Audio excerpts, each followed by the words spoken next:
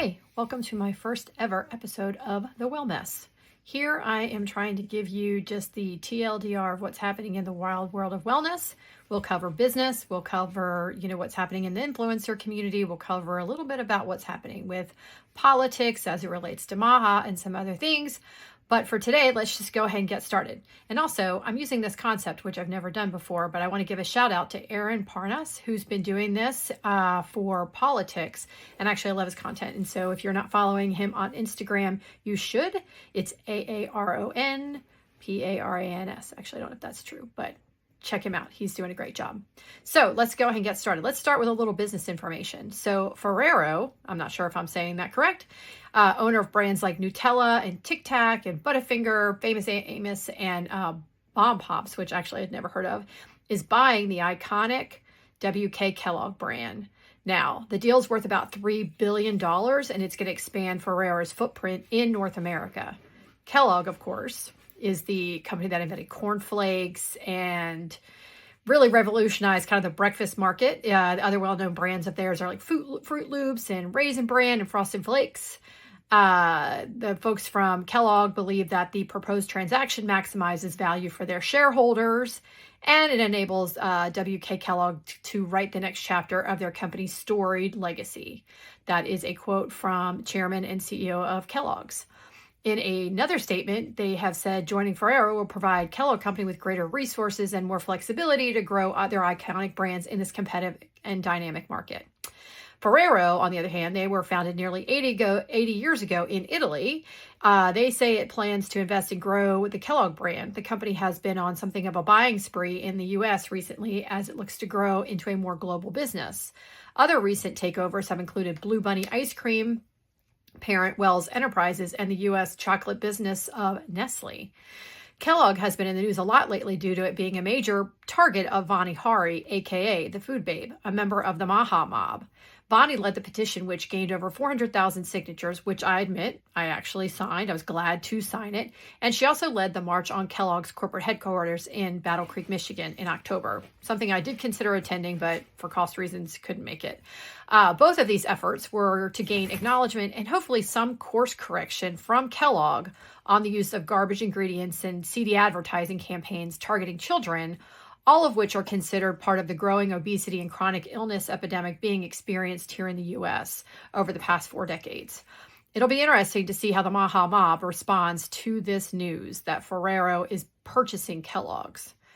In other news, Weight Watchers has had a shift, and they're heading closer, and this is sort of, I guess they're targeting me now, menopause care. And so they have emerged from bankruptcy, and they're relaunching on the NASDAQ with a revamped leadership team in a bold new direction, moving away from traditional calorie counting toward clinical care tailored for women's health.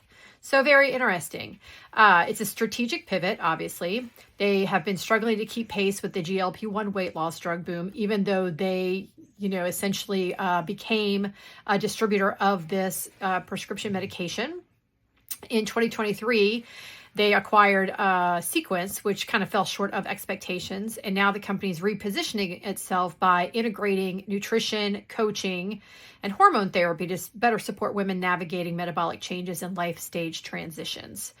They're going to continue to offer the GLP-1 prescription, and they formed a new partnership with Novo Nordisk, as many of you know, is the pharmaceutical company that distributes the GLP-1s. Previously, Weight Watchers had a relationship with him and hers, but they are now partnered with Novo Nordisk directly. They're going to be tapping into some untapped markets, or hoping to anyway, with 70% of women gaining weight during menopause. I can attest to that, by the way. You heard it here first. There's a clear demand for comprehensive, trustworthy support, yet few brands are delivering. Competitors like MIDI Health, Newman, Hims, and Hers are beginning to combine hormone therapy with longevity services, but the field remains wide open. So as you know, like women's health and menopause specifically is getting a lot of attention these days. And honestly, as someone who's going through it, I really do appreciate it. And so I guess it remains to be seen how successful Weight Watchers will be with this new strategy. All right, so let's jump over to kind of what's happening in the wild world of wellness as it relates to podcasts and influencers and what's going on social media these days. Okay, so let's get to it. Let's talk through some different podcasts that are out this week. Dr. Peter Attia is covering bone health over there on his podcast, The Drive. I believe this is actually a rebroadcast of episode 214. So if you missed it, then it's out again this week. Dr. Tia, as you know, he does a very good job of going into the details. It gets a little scientific, but heck, he's a doctor, so you kind of want him to get deep and technical. So you might just need to grab some sort of reference material, pull out ChatGPT or your GPT of choice, or your AI of choice, and do a little research as he's talking. You can find this podcast, The Drive, on most podcast platforms.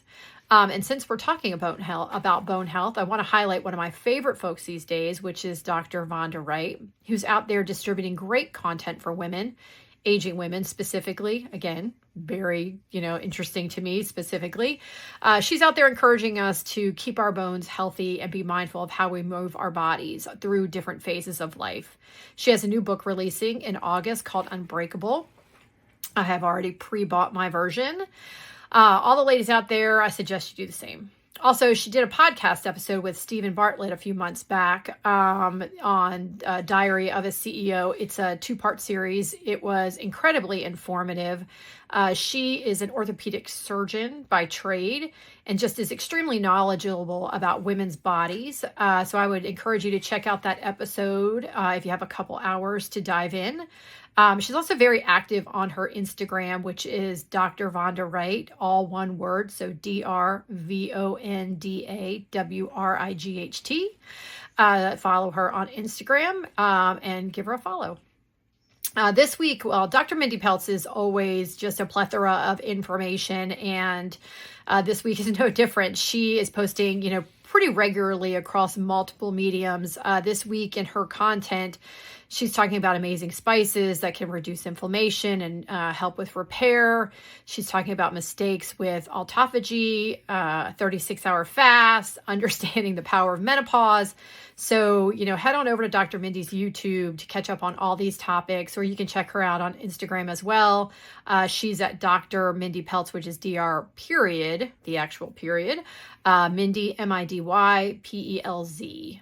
Okay, so Andrew Huberman, who I love, who also is, a researcher, he gets very technical, who is the podcast host of the Huberman Lab.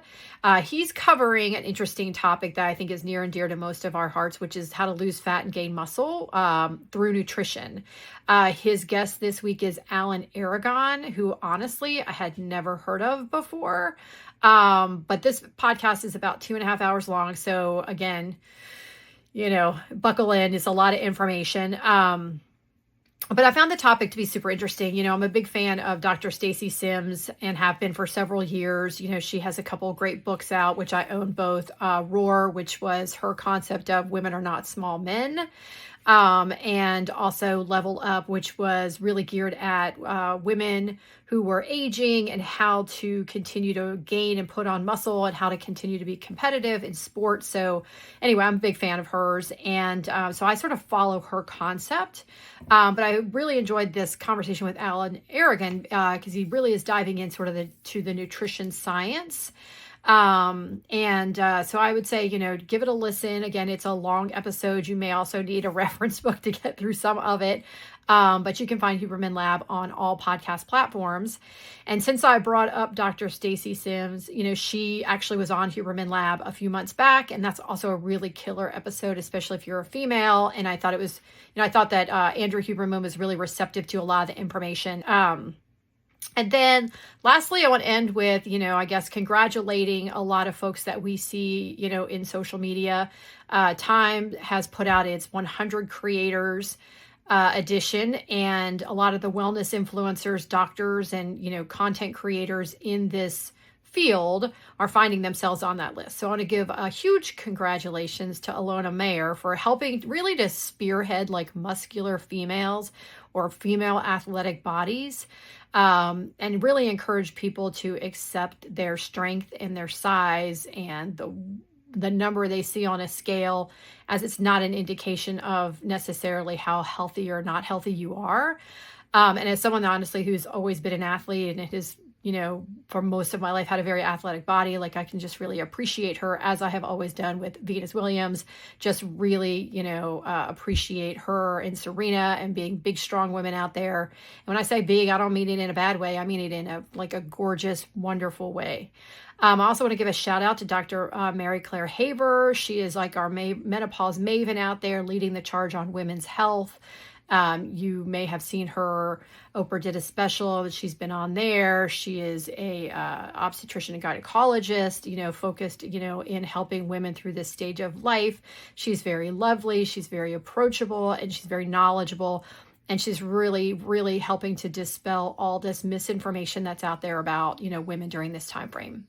And then lastly, I want to give a shout out to Stephen Bartlett, who I mentioned earlier, who is the podcast host of Diary of a CEO. Now, he's been an entrepreneur and successful in his own right. I did not know who he was until I started listening to his podcast, but I just really love, he covers all kinds of different topics. He's talking about business, he's talking about wellness, he's talking about pop culture, and he's got great guests, but he's just a really strong interviewer.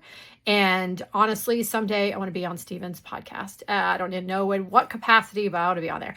I want him to ask me all those questions. And honestly, I want to give a shout out because in his announcement for the Time 100, he basically stated hey, just get it done, jump in, don't overthink it. And honestly, I feel like I kind of needed that pushed in order to do this video that I'm doing right now. So I want to thank him for that. And you can follow him on Instagram at Steven, Steven.